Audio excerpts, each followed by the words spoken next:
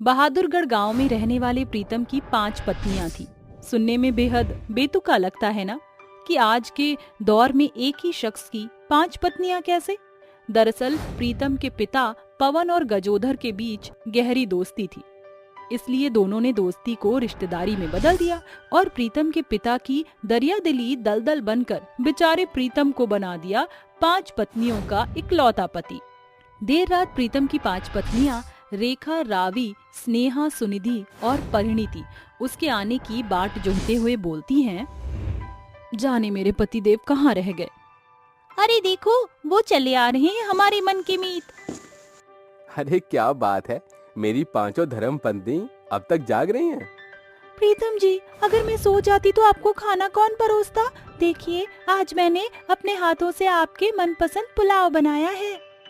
जीजी, ज्यादा लाल बुझकर ना बनो। मैंने घंटों रसोई घर में पसीना बहाकर प्रीतम जी के लिए ये बिरयानी बनाई है, इसलिए मेरे रास्ते में ना आना आप, वरना रायता फैलने से कोई नहीं रोक सकेगा। प्रीतम जी, ये देखिए, मैंने खास आपके लिए ये बैंगन का भरता बनाया है। आज आप यही खाएंगे। बिल्कुल नहीं, पहले प्रीतम मेरा खाना चखेंगे। पहले प्रीतम जी भरता खाएंगे। 5 पत्नियों के लड़ने झगड़ने की आवाज सुनकर कुंती बीच में आकर कहती है, वाह, बहुत खूब। मेरी बड़बोली बहुओं, और जरा जोरों शोरों से लड़ो ताकि सभी गांव देहात को खबर पड़े कि कुंती की बहुएं कुकुरों की नाई लड़ती झगड़ती हैं। निष्दिन नियम के साथ घर को महाभारत का मैदान बनाना तो कोई तुम अतरंगी बहुओं से सीखे। माँ जी, इन चारों को मेरे नजरों के सामने से ले जाइए, वरना आज इनका चौथा तय है। जब देखो मुझसे डाह करती हैं। अरे ओ अकल की अंधी, ये जो हम चारों के मांग में लक्ष्मण रेखा है, ये हमने खुद नहीं खींची, बल्कि ये इस बात का पुख्ता प्रमाण है। बतौर ब्याह करके आए हैं हम भी। बात को बढ़ता देख बेचारे प्रीतम प्यारे के सब्र का बांध टूट पड़ता है और उसके चीखने की आवाज पूरे घर में गूंज उठती है। अरे बस करो, यहाँ भूख से मेरे पेट में कबड्डी मच रही है, मगर मेरी बेअकल बीवियों का कलेश निबटने का नाम ही नहीं ले रहा। अरे मैं तुम पांचों का पति हूँ, डोमिनोज का पिज्जा नहीं जिसके 5 हिस्से कर रही हो। मुझे भूख नहीं।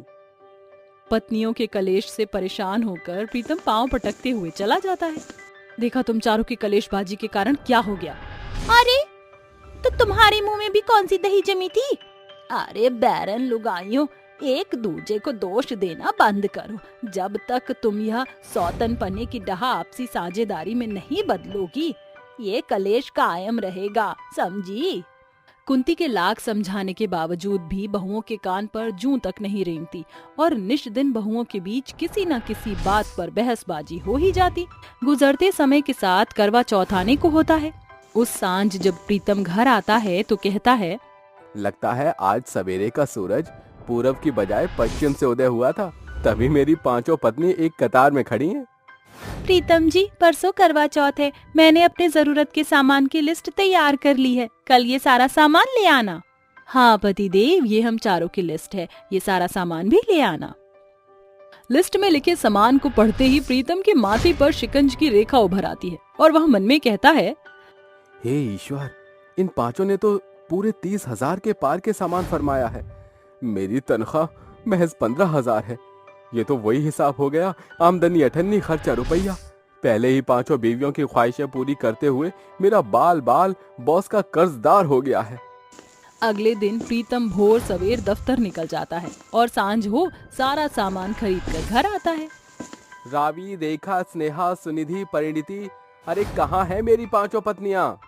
अजी आ गए आप, लाइए मेरे करवा चौथ का सामान। हाँ, ये लो तुम पांचों के करवा चौथ का सामान। जो जो लिस्ट में लिखा था सब है, साज श्रृंगार से लेकर साड़ी भी। 5 पत्नियां झटपट से अपनी साड़ियों के बॉक्स को खोलती हैं, जिसमें अलग रंगों की साड़ी होती है। प्रीतम जी, आपको अपनी पत्नी की पसंद का अता पता नहीं, ये बसंती रंग की साड़ी ही मिली थी। अरे वो मेरी सौतन स्नेहा, ये भूल से मेरी ब्लू साड़ी तुम्हारे हाथ पड़ गई। लाओ इधर।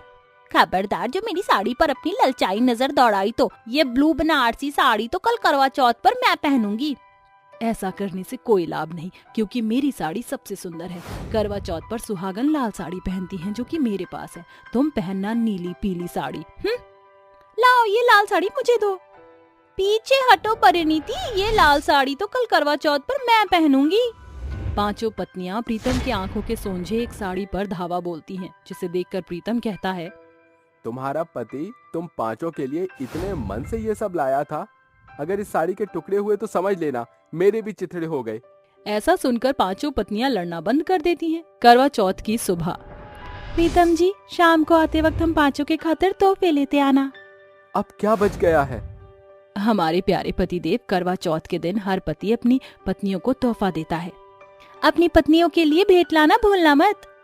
इसके बाद प्रीतम दफ्तर के लिए निकल जाता है। सूरज की लालिमा घटने के साथ सांझ की बेला शुरू होती है। पांचों पत्नियां 16 श्रृंगार करती हैं। तभी कुंती कहती है, अगर तुम पांचों की लीपा पोती खत्म हो गई तो पंडिताइन करवा चौथ की कथा पाठ सुनने को पधार चुकी हैं। सासू माँ, मैं तो कब से सज चुकी हूँ, इन चारों सौतन की साज सज्जाई खत्म नहीं हो रही। पांचों पत्नियां सुहागन औरतों के बीच गोला घेरा बनाकर बैठ जाती हैं, जिसके बाद पंडिताइन कथा प्रारंभ करती हैं। बावजूद इसके सबसे सुंदर दिखने की होड़ के कोई अपना बाल संवार रही थी तो कोई अपना रूप निहार रही थी। क्या सुनहरा दस्तूर है। कथा खत्म होते ही करवा चौथ का चांद निकल आया। सभी सुहागन औरतें अपने घर को विदा होती हैं। उनके जाने के कुछ देर बाद ही प्रीतम आता है। अरे आ गए आप, हम आपकी ही बाट जो हो रही थी। ये क्या प्रीतम जी, आप छुचे हाथ ही आ गए हैं? अरे कितनी तमन्ना थी कि करवा चौथ पर आप मुझे तोहफा देंगे। इसमें तुम चारों चुड़ैल का ही दोष है। बस करो, तुम पांचों को सिर्फ तोहफों की पड़ी है। अरे शादी के पहले दिन से मैं तुम पांचों के शौक को पूरा कर रहा हूँ, जिसके कारण आज मुझे अपनी नौकरी भी न्यौछावर करनी पड़ गई। क्या आपकी नौकरी चली गई? कैसे? करवा चौथ के 2 रोज पहले की बात है। क्या बात है प्रीतम, मेरे सिर पर तने क्यों खड़े हो? सर, कल करवा चौथ है, मेरी पत्नियों को शॉपिंग करनी है, कुछ पैसे मिल जाते तो। देखो प्रीतम, पहले ही तुमने इतना एडवांस लिया हुआ है। सर, एक आखिरी दफा मुझे पैसे दे दीजिए। ठीक है, लास्ट टाइम समझिए ये। करवा चौथ की सुबह। Good morning sir. अब क्या काम है? सर, आज करवा चौथ है, मुझे 5,000 रुपए दे दीजिए। कल ही तो तुम्हें 30,000 रुपए दिए थे। सर, वो पैसे तो पत्नी के करवा चौथ की शॉपिंग में खर्च हो गए। मुझे आज शाम अपनी पत्नियों को तोहफा देना पड़ेगा। पैसे क्या पेड़ पर उगते हैं? बस, तुम जैसे वर्कर की इस कंपनी में जरूरत नहीं। कल से अपना चेहरा मत दिखाना। सच जानकर पांचों पत्नियां बेहद शर्मिंदा होती हैं। अजी, हमें माफ कर दीजिए। पत्नियां तो सुख दुख की संगिनी होती हैं, मगर हमने आप पर परेशानियों का पहाड़ तोड़ दिया। आज चौथ माता को साक्षी मानकर हम पत्नियां सौगंध खाती हैं कि अब हम सौतपन की डहाना करके आपसी साझेदारी से रहेंगी। और रही बात काम की, तो किसी की चाकरी करने से बेहतर अपना बिजनेस होता है। आपने बीते दिन हमें जितने जेवर खरीद कर दिए थे, उन्हें गिरवी रखकर कोई काम शुरू कर लीजिए। शुक्र है चौथ माता का, जो मेरी बीवियां बुद्धिमानी से काम लेना सीख गईं। पांचों पत्नियां बिना कुड़कुड़ाए चांद को अर्घ देकर एकाएक छलनी से अपने पति का चेहरा निहारती हैं। प्रीतम पांचों को पानी पिलाकर उनके उपवास को पूरा करता है और पत्नियों की सहायता से वह प्रीतम परचून वाला नाम से एक दुकान खोलता है। अंत में सभी हंसी खुशी रहने लगते हैं। चुड़ैल का चांद पर कब्जा। चांद की दुनिया के सभी भूत और चुड़ैल बहुत धूमधाम से दिवाली मना रहे थे। कोई पटाखे जला रहा था तो कोई नाच रहा था तो कोई गले मिलकर मिठाई खा रहा था। तभी लैला शीला के गले मिलकर कहती है, हैप्पी दिवाली शीला चुड़ैल, और बता कैसी है? मैं ठीक हूँ, तू बता कैसी है? तुझे भी हैप्पी दिवाली लैला चुड़ैल। तेरी हिम्मत कैसे हुई मुझे मऊ वाली चुड़ैल कहने की? अरे तेरे ताल कटोरा में कम सुनाई देता है क्या? पटाखों का शोर है इसलिए तुझे सुनाई नहीं दे रहा। मैंने तुझे बोला हैप्पी दिवाली। क्या पप्पी दिवाली? अरे ये पप्पी दिवाली क्या होता है? हैप्पी दिवाली होता है, तुझे समझ नहीं आता क्या? अरे ओ कान खजूरी, मैंने तुझे वही बोला। क्या खजूरी बर्फ का गोला बोल रही है? हाँ, लगता है पागल हो गई है।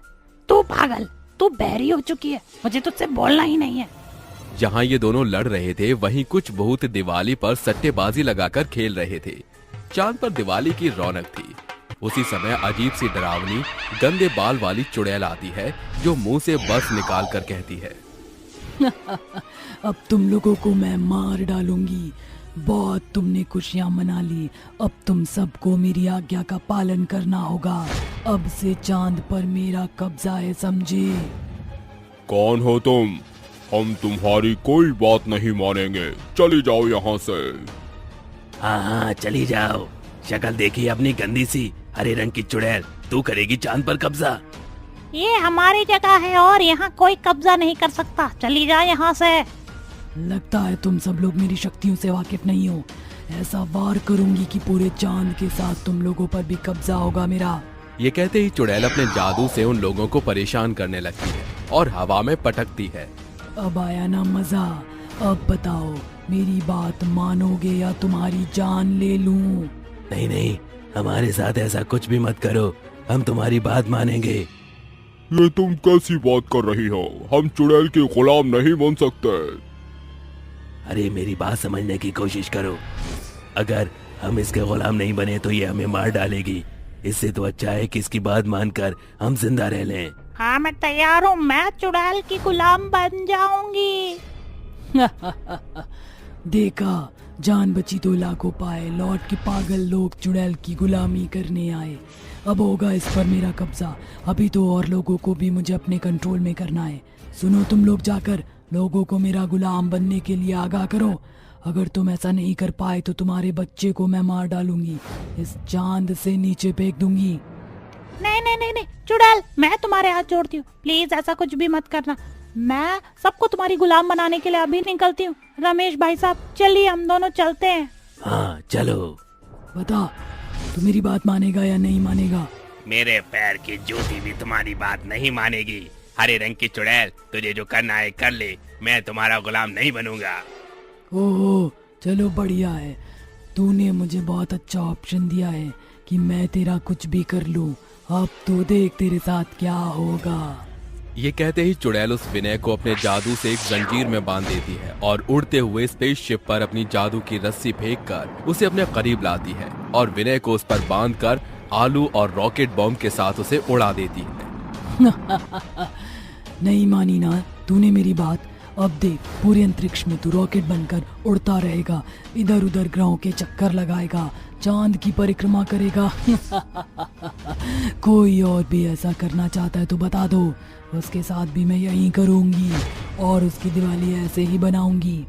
नहीं नहीं नहीं, हम तुम्हारे गुलाम हैं, अब से हमें कुछ मत करना, तुम जो बोलोगे हम वही करेंगे। ठीक है, कुछ देर बाद मैं फिर से आऊंगी। जब तक तुम मेरे लिए अतरंगी स्वादिष्ट खुशबू और लहू से बने हुए पकवान बनाना। ये कहकर चुड़ैल बादलों पर बैठकर अंतरिक्ष की सैर करती है और घूमकर चांद पर वापस आ जाती है। उसने अपनी दहशत से आधे चांद के लोगों पर कब्जा कर लिया था और बाकी के चांद के लोगों पर कब्जा करने के लिए वो अपने मुंह से आग निकालती है, तबाही करती है, किसी के बच्चे को उठा लेती है तो किसी के परिवार को नुकसान पहुंचाती है। बोलो, अब तुम सब मेरी बात मानोगे या नहीं मानोगे? बनोगे ना मेरे गुलाम? हाँ हम बनेंगे तुम्हारे गुलाम। क्या? अरे ओ शीला की जवानी, पगला गई हो क्या? अरे भला तू कैसे गुलाब बन सकती है? शक्ल देखिए अपनी, चमेली के फूल से गुलाब का फूल बनने। तू पागल है क्या? तुझे उस चुड़ैल की बात समझ नहीं आ रही? गुलाब नहीं, गुलाम बनने की। अब उसने हम पर जान पर कब्जा कर लिया है, हमें उसकी बात माननी होगी। कौन सी चुड़ैल की बात छन्नी होगी? तो कैसी चुड़ैल है मुझे समझ नहीं आता। अरे मैं उस बड़ी वाली चुड़ैल की बात कर रही हूँ, इसने चांद पर कब्जा कर लिया, कंट्रोल। अंग्रेजों ने भारत पर कर लिया था तो उसकी बात है, माननी होगी, जाननी नहीं। दिवाली के पटाखों ने तेरे कानपुर में हड़ताल कर दिया है। कौन सी मवाली का हड़ताल कर दिया? ये मैं इतनी जरूरी स्पीच दे रही हूँ और तुम लोग यहाँ क्या लेक्चर कर रहे हो? अभी बताऊँ क्या? कुछ नहीं चुड़ैल साहिबा, वो मेरी दोस्त मान नहीं रही है, मैं इसका अभी इलाज करती हूँ। ये बोलकर शीला चुड़ैल चांद पर से एक पत्थर उठाती है और दे दनादन लैला के सिर पर मारती है, जिससे वो बेहोश हो जाती है और चुड़ैल फिर से चांद पर कब्जा करने का स्पीच देने लगती है। तो तुम लोगों को मेरी बात ध्यान से समझ आ गई ना? तो चलो मुझे खुश करो, मेरे सामने नाचो, गाओ, मनोरंजन करो, टंगड़ी कबाब खिलाओ, जल्दी 2 मिनट में। हम लाते हैं।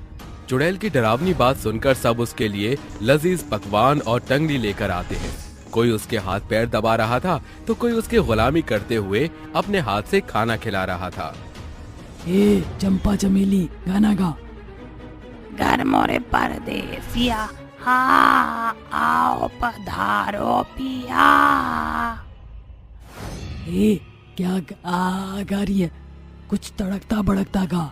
रमेश तू गा। जी चुड़ैल साहिबा।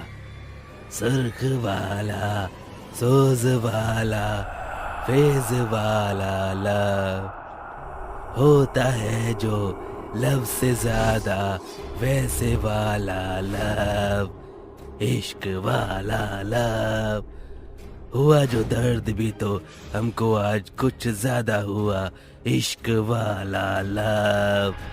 अबे एक मारूंगी ना, पिटेगा। इसको यही नहीं पता ये कौन सा लव करना चाहता है। और सुन, मेरा यहाँ चांद पर कोई बॉयफ्रेंड नहीं है, तो तू ये लव जब के गाने मत गा, कुछ सीरियस बजा। अच्छा आप गुस्सा मत हो, ये दूसरा गाना गाता हूँ। अरे दीवानो मुझे पहचानो, कहाँ से आया मैं हूँ डॉन, मैं हूँ डॉन, मैं हूँ डॉन, मैं हूँ डॉन। अरे वाह, क्या गाना बजाया है। जाओ अब तुम सब आराम करो। हाँ शुक्रिया मालकिन जी, चलो चलो सब भागो। वक्त बीतता है, चांद के साथ लोगों पर अपना कब्जा बनाए रखती है। लोग उसके परेशान करने से बहुत तंग थे। उससे बचने के लिए शीला और लैला उसके घर के बाहर आकर उस पर नजर रखते हैं। वैसे तो काम की नहीं है, लेकिन फिर भी मैं तुझे यहाँ पर ले आई हूँ। कोई बेवकूफी मत करियो। आज चुड़ैल का पता लगा कर ही रहेंगे कि वह क्यों इस चांद पर कब्जा कर बैठी है। ठीक है, अपने आप को ज्यादा मत, कोई गड़बड़ी नहीं करूंगी मैं। दोनों खिड़की से उसके घर में झांक रही थी कि चुड़ैल हंसकर कहती है, ये बेवकूफ लोग अभी मेरी असलियत जानते नहीं है। कब्जा करने का तो मेरा असली मकसद ये है ताकि चांद पर रहकर मैं ठंडक में रह सकूं। धरती या किसी और ग्रह पर रहती तो गर्मी से मेरा बदन भस्म हो जाता। इसलिए तो मैं चांद पर रहने आई हूँ और लोगों पर भी कब्जा जमा लिया। मैं तो करूंगी ऐश, क्योंकि चांद पर रहती हूँ मैं टंडी विदाउट कैश। ओहो, तो इस चुड़ैल की कमी आग है। चलो चांद से इसकी छुट्टी करें। चल लैला, लोगों को इकट्ठा करते हैं। क्या सोचा था इस चुड़ैल ने कि यहाँ कोई आदमी चलाएगा? जो आग इसने हम लोगों के दिल में अपने लिए जलाई है ना, उसी आग में आज इसे झोंकने का समय आ गया है। दोनों चुड़ैल औरतें चांद पर बसे सभी लोगों को उस चुड़ैल की सच्चाई से रूबरू करवा देती हैं। रात के समय जब चुड़ैल सो रही थी तो चांद पर बसे सभी लोग हाथों में मशाल लिए तो कोई दिवाली के बॉम्ब लिए उसकी ओर आकर कहते हैं, ए चुड़ैल कब तक सोएगी? हमारी नींद हराम करके खुद सो रही है, मरने की बारी आ गई है तेरी। हाँ बाहर निकल चुड़ैल, मैं लौट आया हूँ। लोगों का शोर सुनकर चुड़ैल बाहर आती है और कहती है, क्या बदतमीजी है ये? आधी रात में मुझे क्यों उठाया? जानते हो ना मैंने तुम पर कब्जा किया हुआ है। तेरा कब्जा खत्म चुड़ैल कहीं की। हाँ चुड़ैल, तेरा कब्जा खत्म। तेरी कमजोरी हम जान चुके हैं। चांद वालों, फेंके हो इसके ऊपर अपने बम वाले शस्त्र ब्रह्मास्त्र। हाँ चुड़ैल के जाने के बाद हम दोबारा दिवाली बनाएंगे। जला दो इस रावण को। नहीं, ऐसा नहीं हो सकता। तभी चांद के भूत और चुड़ैल उस चुड़ैल पर अपने अग्नि अस्त्र का प्रयोग करते हैं, जिससे वो भस्म होकर जलती है। बचाओ मुझे, मैं जल रही हूँ। इस तरह उस चुड़ैल का अंत होता है और सब फिर से दिवाली मनाते हैं। गरीब भाई की 3 अनाथ बहन। मैं कहता हूँ निकलो मेरे घर से, वरना तुम चारों यतीम भाई बहनों का यहीं पर चौथा कर दूंगा। अरे लाखन काका, हम बेसहारा भाई बहनों को यूं बेघर मत करिए। मैं अपनी छोटी छोटी बहनों को लेकर कहाँ जाऊंगा? अरे कहीं भी जा, मरो, मुझे उससे क्या? मुझसे पूछ कर पैदा किया था क्या तुम्हारे बाप आपने? ससुरा खुद तो मर गए, तुम चारों को छोड़ गए।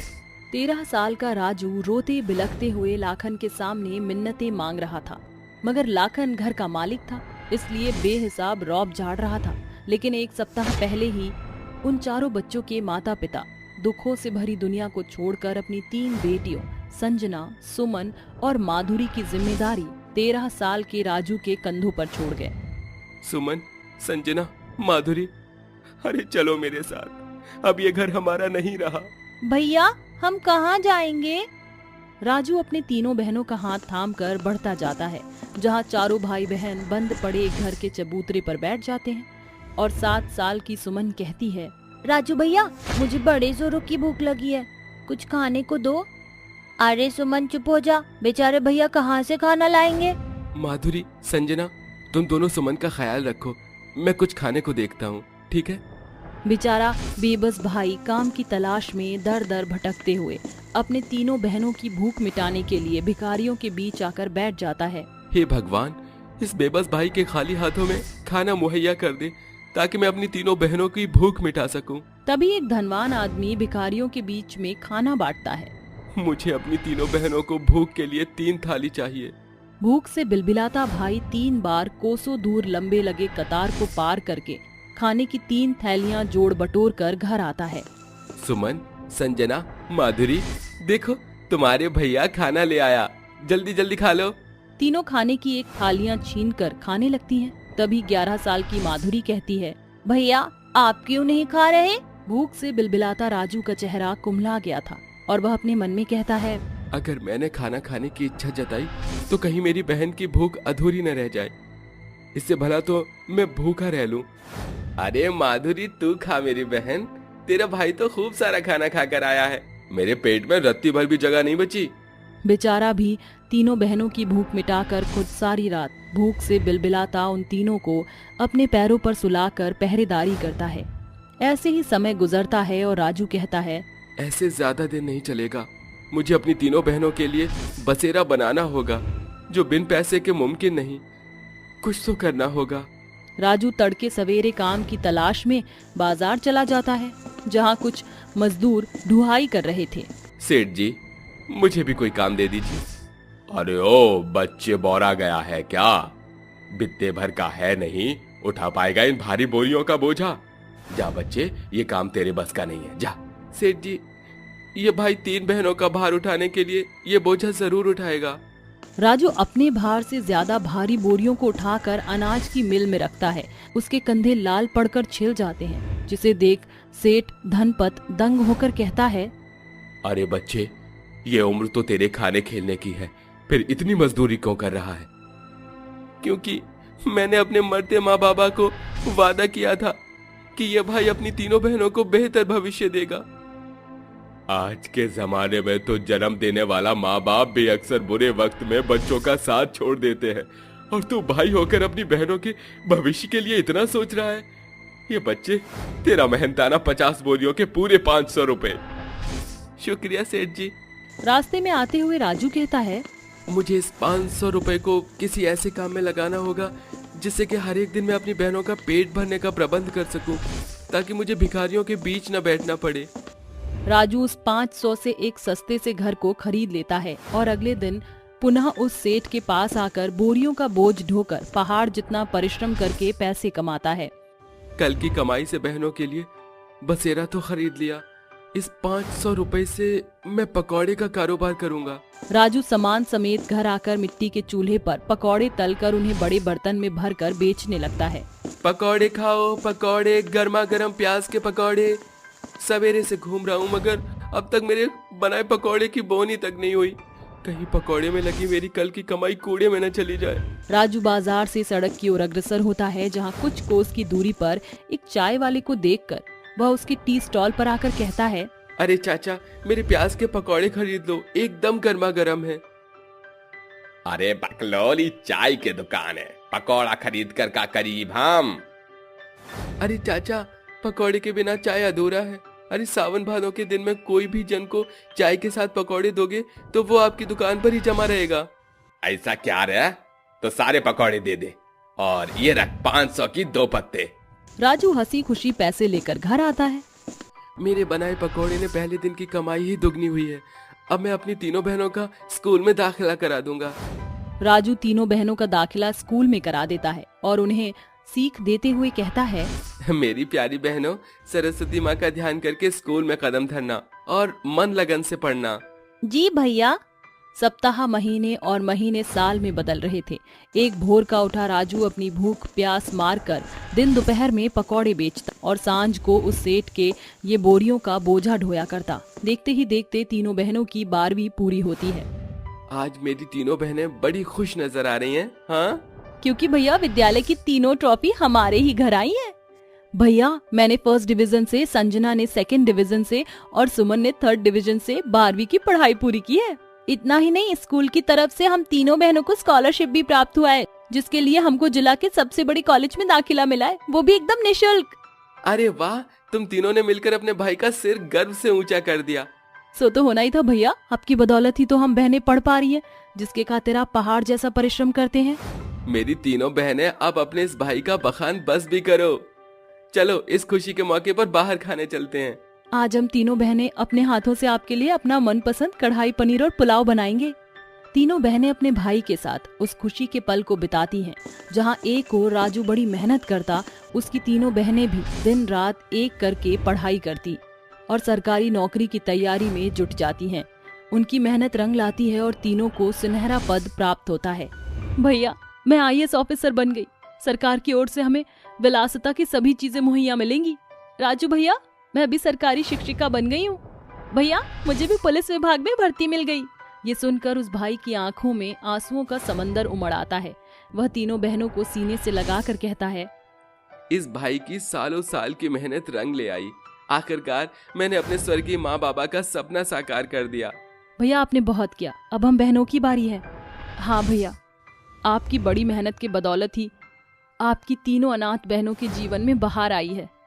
बहनों के भविष्य संवारने में उलझकर आपने ब्याह नहीं किया। हम तीनों बहनों के कारण 30 का पड़ाव पार कर चुके हैं आप। हाँ भैया, इससे पहले कि आपकी पेंशन का पड़ाव आए, अब हम बहनें अपने भाई का ब्याह कराएंगी।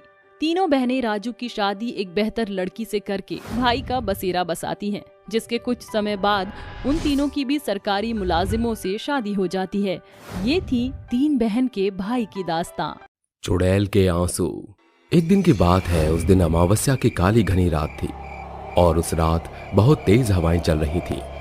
उस रात मीरा अपने दोस्त के जन्मदिन से जंगल के रास्ते से घर वापस लौट रही थी कि तभी उसे अचानक से किसी के रोने की आवाज सुनाई देती है। वो अपने आसपास देखती है, लेकिन उसे वहां कुछ भी दिखाई नहीं देता, जिससे वो काफी डर जाती है। जिसके बाद वो फिर से चलने लगती है कि तभी उसे और तेज तेज रोने की आवाज आने लगती है। मीरा एक बार फिर से अपने आसपास देखती है और उसे पता चलता है कि एक आवाज पेड़ के पीछे से आ रही है। जिसके बाद वो उस पेड़ के पास जाती है और कहती है, कौन हो तुम और यहाँ इतनी रात को क्यों रो रही हो? तभी चुड़ैल पलट कर मीरा को देखती है। उसे देखकर मीरा बहुत ही ज्यादा डर जाती है और डरते हुए बोलती है, तुम मुझे माफ कर दो। तभी मीरा देखती है कि उस चुड़ैल की आंखों से आंसू की बजाय खून बह रहा है और तभी आसमान में तेज तेज बिजली कड़कने लगती है और बहुत तेज बारिश शुरू हो जाती है। वो बारिश कोई साधारण बारिश नहीं बल्कि खूनी बारिश थी, जिससे कि वहां बाढ़ आ जाती है और उसी बाढ़ में डूबकर मीरा मर जाती है। जैसी सुबह होती है बाढ़ खत्म हो जाती है, जिसके बाद गांव वालों को मीरा की लाश मिलती है। उसके चारों तरफ लोग खड़े होते हैं और बातें कर रहे होते हैं कि तभी वहां सरपंच आ जाता है और बोलता है, अभी कुछ दिन पहले ठीक इसी तरह से मीरा की माँ की मौत हुई थी। हमारे गांव की हालत दिन प्रतिदिन खराब होती जा रही है। कल रात भी चुड़ैल के आंसू की खूनी बारिश हुई, जिसकी वजह से मीरा मारी गई। अगर ऐसा ही चलता रहा तो एक दिन हमारे गांव में एक भी इंसान नहीं बचेगा।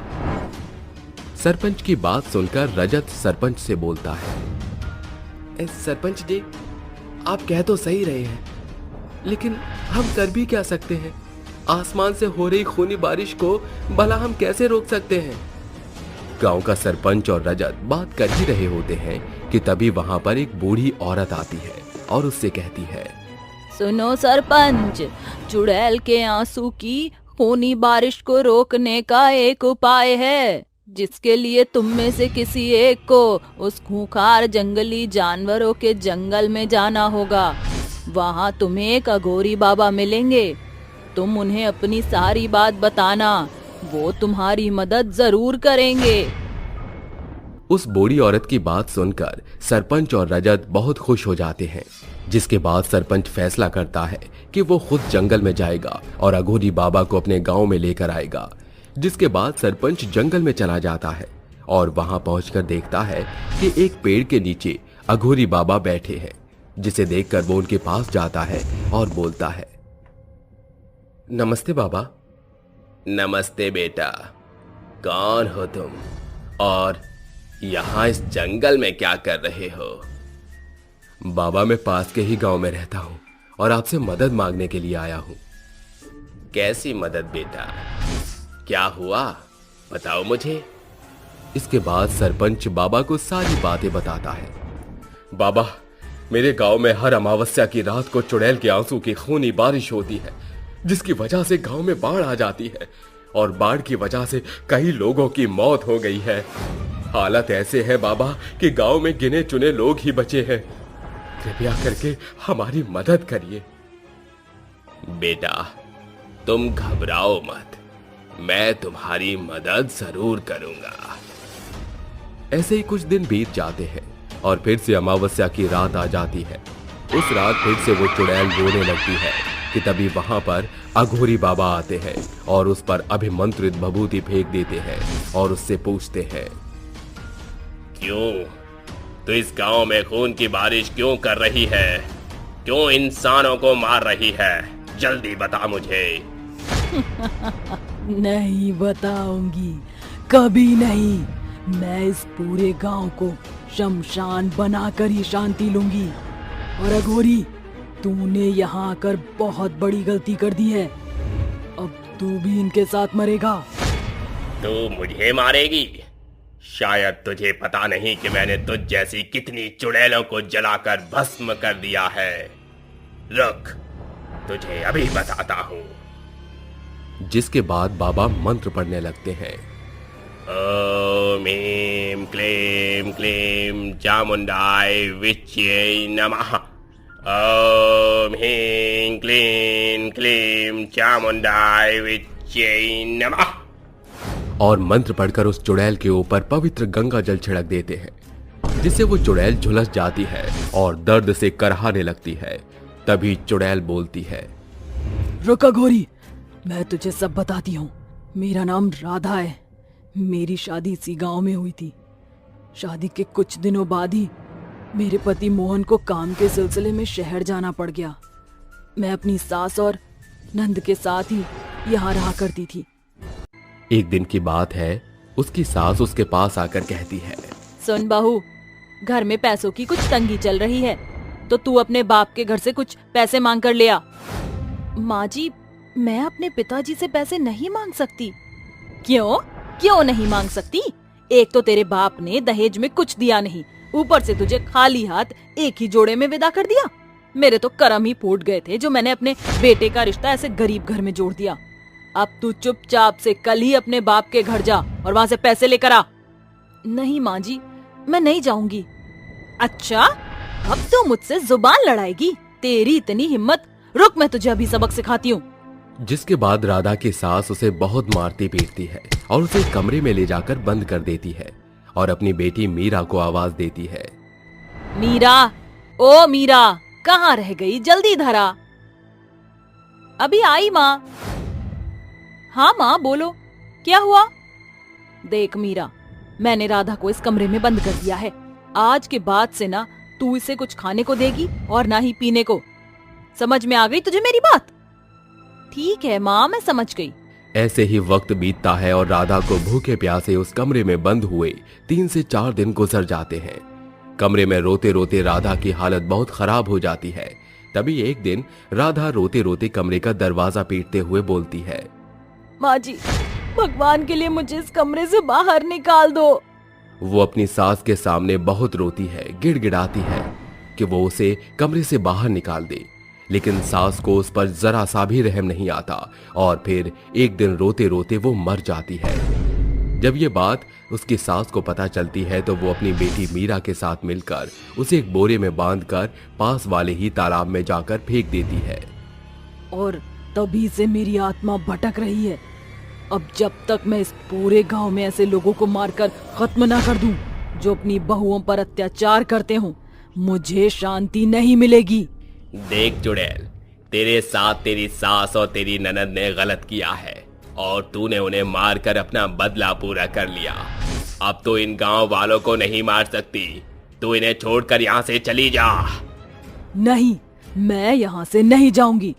जब तक मैं ऐसे और लोगों को ना मार दूं, तब तक यहाँ से नहीं जाऊंगी। ये देखकर अघोरी बाबा को बहुत ही गुस्सा आता है, जिसके बाद वो शिव जी का त्रिशूल उठाते हैं और उस चुड़ैल के शरीर के आर पार कर देते हैं, जिसके बाद वो चुड़ैल वहीं जलकर भस्म हो जाती है और गांव को उस चुड़ैल और खूनी बारिश से मुक्ति मिल जाती है। सास लाई बहू की सौतन। रात का समय होता है। पार्वती अपने कमरे में गहरी नींद में सो रही होती है। तभी दरवाजे पर जोर जोर से दरवाजा खटखटाने की आवाज आती है, जिसकी वजह से पार्वती की नींद खराब होने लगती है। ओहो, कौन है इस समय? भला ये कोई समय है घर पर आने का? पार्वती नींद में उठना बिल्कुल नहीं चाहती थी, लेकिन तभी दरवाजा फिर से पीटने की आवाज आती है, जिसकी वजह से उसे ना चाहते हुए भी दरवाजा खोलने के लिए जाना पड़ता है। हद ही हो गई, इतनी रात को मेरा ही दरवाजा पीटने के लिए मिला था। जैसे ही पार्वती दरवाजा खोलती है, दरवाजे पर उसका बेटा राहुल एक लड़की के साथ खड़ा होता है, जिसे देखकर पार्वती राहुल से कहती है, अरे राहुल, ये क्या? इतनी रात के समय तू अमेरिका से वापस लौटा है? और ये अमेरिका की गोरी मैडम तेरे साथ क्या कर रही है? कहीं ये अपना घर छोड़कर तेरे साथ भागकर तो नहीं आ गई? अरे नहीं नहीं, जेनी मेरे साथ भागकर नहीं आई, मैं ही उसे भगा कर लाया हूँ। हे भगवान, ये क्या कह रहा है तू? राहुल, ये तो एक अंग्रेज है, तू इसे भगा कर कैसे ला सकता है? अरे माँ, जेनी मेरा सच्चा प्यार है, मैं इसे बहुत प्यार करता हूँ, इसलिए हम दोनों अमेरिका से भागकर यहाँ आ गए हैं। मैं इसे वहाँ से भगा कर लाया हूँ और मैंने इससे शादी भी कर ली। हे भगवान, क्या मैंने तुझे ये सब करने के लिए अमेरिका भेजा था? अरे बेटा, मैंने तो तुझे पढ़ाई करने के लिए अमेरिका भेजा था, ना कि अमेरिका की गोरी भगाने के लिए। राहुल जेनी को लेकर घर में चला आता है। तभी पार्वती कहती है, अरे राहुल, ये गोरी मेरी बहू नहीं बन सकती। अरे मैं इसे क्या कहूँगी, इसे तो हिंदी भी नहीं आती। सासू माँ, मेरे को हिंदी आता है, प्रणाम सासू माँ। देखा ना आपने, संस्कार तो इसमें मैंने कूट कूट कर भरे हैं। अरे आप चिंता मत करो, ये आपकी सभी बातों को समझेगी। मैंने थोड़ी बहुत हिंदी से समझा दी है। चलो जेनी, तुम्हें अपना कमरा दिखाता हूँ।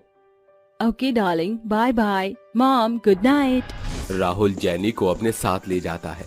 वहीं दूसरी तरफ बेचारी पार्वती सोफे पर बैठी हुई अपने मन में सोचने लगती है, हे भगवान, अब मेरा क्या होगा?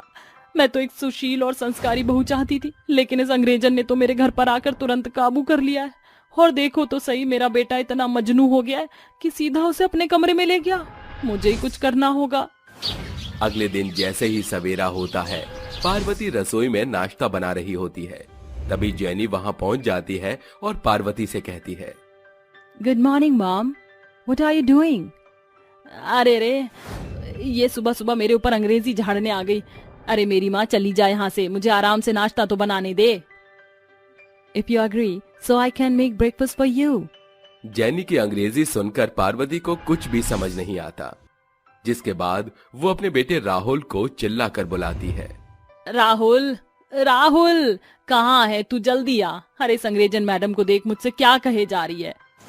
तभी राहुल अपनी माँ पार्वती की आवाज सुनकर उसके पास पहुंच जाता है और उससे कहता है, अरे माँ, क्या हुआ? चिल्ला क्यों रही हो? तेरी अंग्रेजन बहू मुझे यहाँ खाना बनाने ही नहीं दे रही है। जा जल्दी से इसे ले जा, नहीं तो मैं इसका कत्ल ही कर दूंगी। रिलैक्स माँ, मैं अभी जेनी को यहाँ से ले जाता हूँ। Come Jenny, mom is making breakfast right now, don't disturb my mom, and we have some time now, so we both can take shower. हाँ ओके डार्लिंग। राहुल जेनी को अपने साथ ले जाता है, जिसके बाद पार्वती अपने आप से कहती है, बहुत हुआ, मैं इसे अपने घर में और सहन नहीं कर सकती। नाश्ता बनाने के बाद पार्वती अपने घर अपनी दोस्त गायत्री की बेटी राधा को बुलाती है और उसे समझाती है, अरे बेटी, अब तुझे क्या बताऊं, मेरे बेटे के ऊपर इस अंग्रेजन चुड़ैल ने काबू कर रखा है। ये यहाँ मेरे बेटे की प्रॉपर्टी को हड़पने के लिए आई है।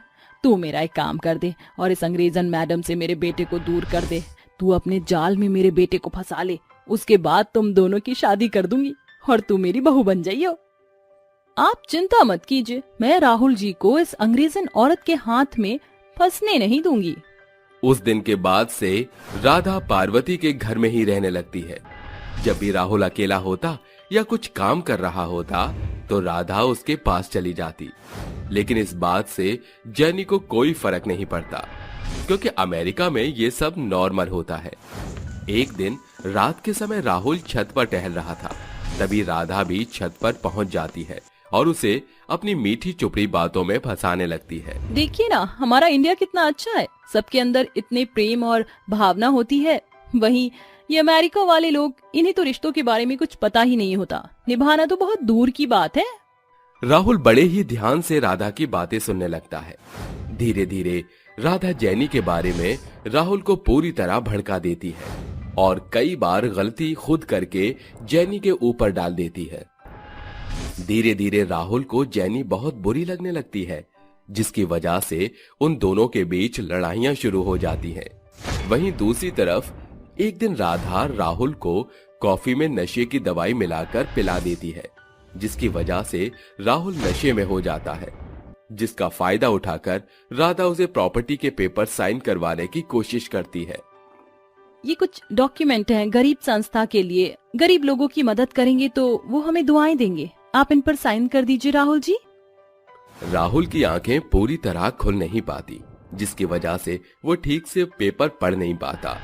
राहुल साइन करने ही वाला था कि इतने में वहां जेनी पहुंच जाती है और राहुल के हाथों से उन पेपर्स को छीनकर पढ़ने लगती है। Oh my God, it's not a donation paper. This is our property paper. Jenny तुरंत उन पेपर्स को ले जाती है और राहुल के लिए एक नींबू पानी बनाकर लाती है ताकि उसका नशा उतर सके। जैसे ही राहुल नींबू पानी पीता है, उसे थोड़ा सा होश आने लगता है, जिसके बाद वो उन पेपर्स को पढ़ता है। तभी वो अपनी माँ पार्वती को बुलाता है और राधा की सारी सच्चाई उसे बताता है, जिसे सुनने के बाद पार्वती रोने लगती है और अपने बेटे से कहती है, मुझे माफ कर दे बेटा, मैं इस अंग्रेजन बहू को अपने घर से भगाने के चक्कर में इस राधा की बच्ची को यहाँ लेकर आई थी। मुझे नहीं पता था कि ये इतनी चालाक निकलेगी, लेकिन मुझे अपनी अंग्रेजन बहू पर बहुत गर्व है। इसने आज हमें इतनी बड़ी मुसीबत से बचा लिया। अगर आज ये ना होती तो हम तो बेघर ही हो जाते। तभी जेनी वहाँ पुलिस बुला लेती है और पुलिस राधा को गिरफ्तार कर ले जाती है। ये सब देखकर पार्वती जेनी को गले से लगा लेती है। उस दिन के बाद से पार्वती जेनी को अपनी बहू मान लेती है और उसके साथ खुशी खुशी रहने लगती है।